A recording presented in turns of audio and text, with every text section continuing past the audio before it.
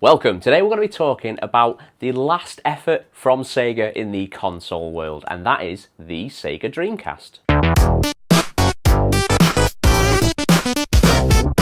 Firstly, as always, we're going to head to Obtainium and we're going to be grabbing Flycast. This will be our main Dreamcast emulator. Now you can also use the RetroArch core for Dreamcast, however, I've found that Flycast, the standalone version, does perform a lot better. So, as well as getting Flycast, we're also going to be getting CHDroid. So this will allow us to convert our games to CHD, which will save us some space. If you saw my PS1, PS2, PSP guides, then this is the same app I used for that. So I've already got it installed, but you can just go ahead and install CHDroid. So let's open up Flycast. So firstly, we'll have the game folder. So I don't currently have anything in there yet, but we'll do it first so it's nice and ready for when we do move the games over shortly. So I'm just going to make one. I'll just call it Dreamcast. And we'll use that folder. So now we're going to go through and we're going to configure the settings. So we're going to go to our settings button at the top right. And then we're going to work our way through and we're just going to see what options we have available. Most of these we should be able to leave on default. Obviously I'm going to enable retro achievements. If you haven't got retro achievements already, then go and get it. So once you've logged into your retro achievements, feel free to give me a follow on Alex Won't Cook if you so choose. We're going to add our BIOS folder, so this is our custom paths folder here. So we're just going to press add, and then if you've been following my other guides, especially my RetroArch guide, so I do advise checking that out if you haven't already, we're just going to use that BIOS folder, and then inside system we've got this little DC, which is our Dreamcast BIOS. So I'm just going to allow that. So some games will need it, and others will run better with it. So it's better to have it and not need it than need it and not have it. So now we're going to look at controls. So if you don't see your Odin controller, your Thor controller, then if you just move the analog stick, it should detect it. Sometimes if you've only been using the touchscreen since you boot the app, it doesn't register. So just touch a button, move a stick, and it should show up. So we're going to change the port on the virtual gamepad to none. This is our touchscreen control. We don't need that. We'll disable the keyboard and we'll just leave our Odin controller at slot A. And now we're going to press map. So most of these should already be mapped, but it is always good to double check so you can test your analog sticks.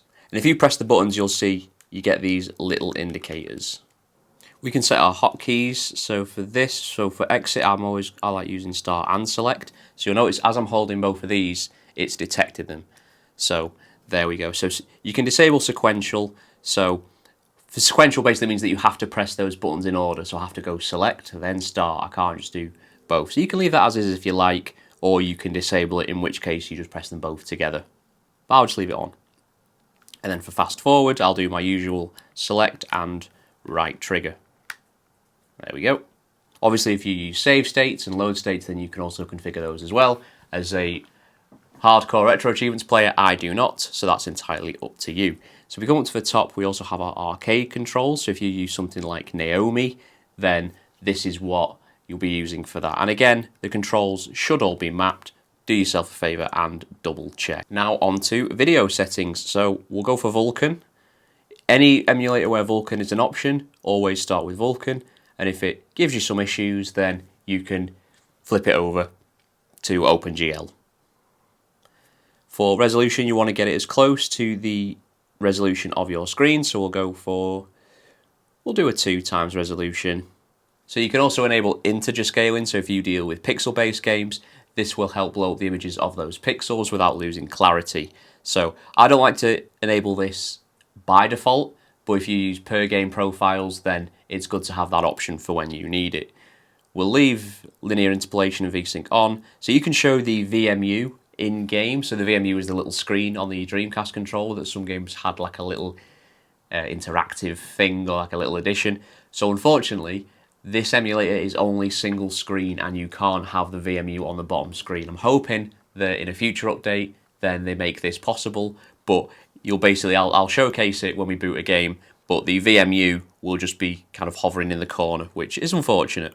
So I'll enable that now and we'll see it in game shortly. So I've enabled widescreen. I won't enable super widescreen. This is for devices with a different aspect ratio that's not 16:9, but I've also enabled widescreen game cheats, as sometimes you can import cheats which sets the game at widescreen internally rather than the emulator handling it. However, not many games are compatible for that, so your mileage may vary. And then everything else I'm just going to leave on default. So a quick look at audio settings. So we have our DSP, which is the Dreamcast sound processor. So you can enable this. It does have it says it has an impact unless you've got a fast device. This should be more than powerful enough to handle that. I'm also going to enable our VMU sound so we can hear the little bleeps and bloops that the VMU makes. Okay, so we're not going to be touching anything in network and advanced. There's not really anything in there we need to look at this stage. Lastly, for our settings, if we go to About, not sure why it's in the About section, we can upload our custom driver, our Turnip drivers. So if you don't have these already, I'll just show you where to get them. So I have covered this before, but if you go back to Obtainium and you come down to the track only section, you'll see we've got the Adreno Tools drivers and the Mr. Purple Turnip. So these are the best two. Not everyone will work for every game, so some will work better than others. So I advise getting both. So if you don't have them already, if you click into it and then if you click that GitHub link and then you just grab the most recent version.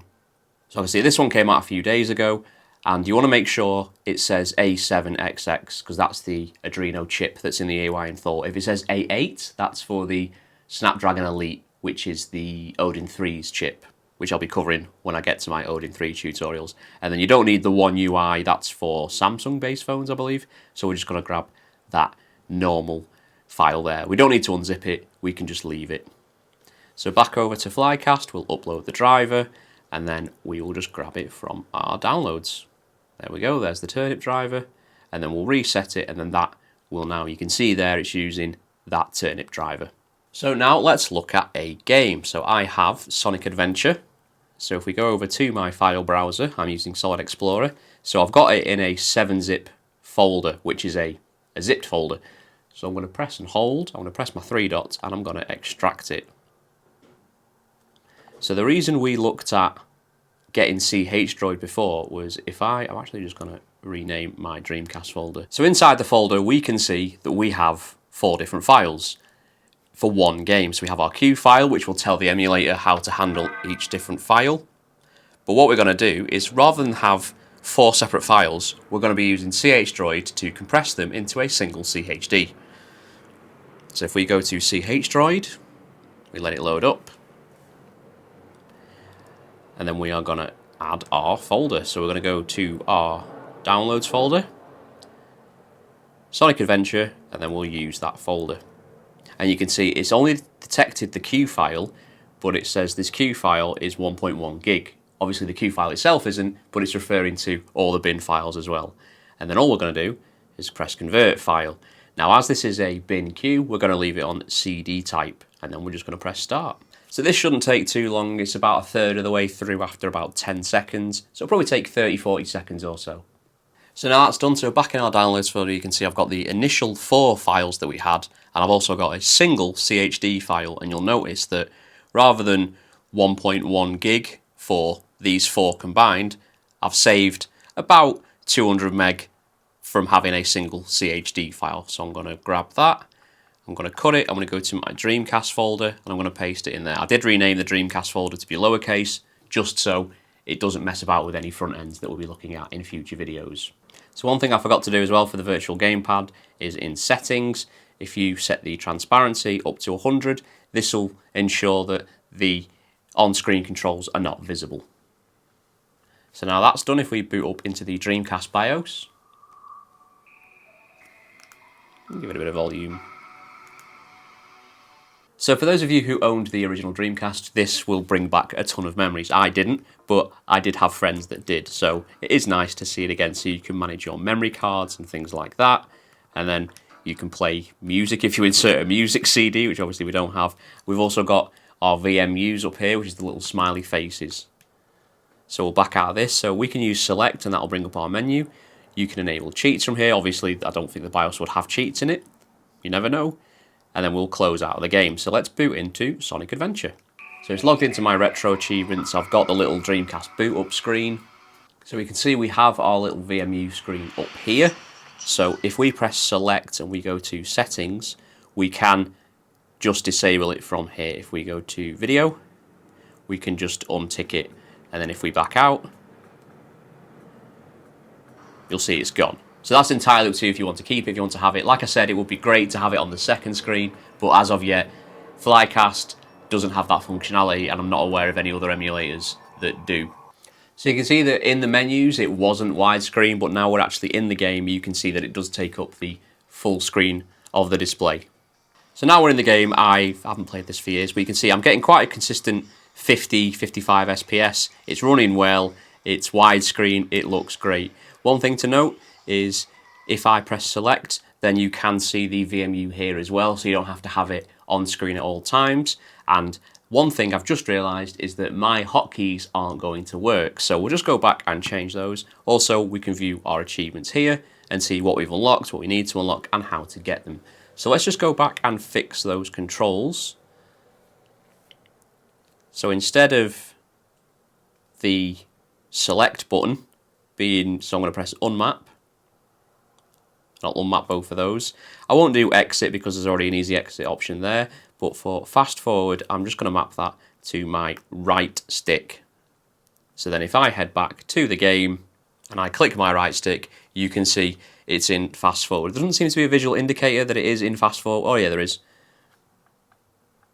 So I've clicked my right stick so I can quickly speed it up, and you can see there's this little fast forward icon here, just to let you know. So if you want to skip cutscenes, then this is the best way to do it in my opinion.